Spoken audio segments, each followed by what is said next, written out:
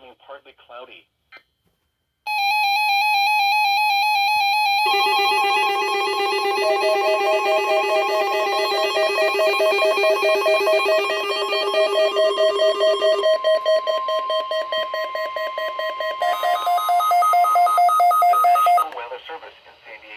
Issued a required weekly test for the following areas in extreme southwestern California: Orange County, Riverside County, San Bernardino County, San Diego County, and the coastal waters from San Mateo Point to the Mexican border and out 60 nautical miles, including San Clemente Island. A test signal was broadcast to test the public warning system.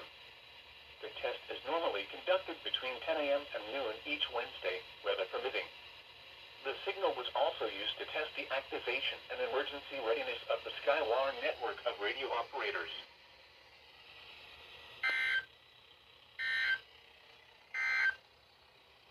Now for the official national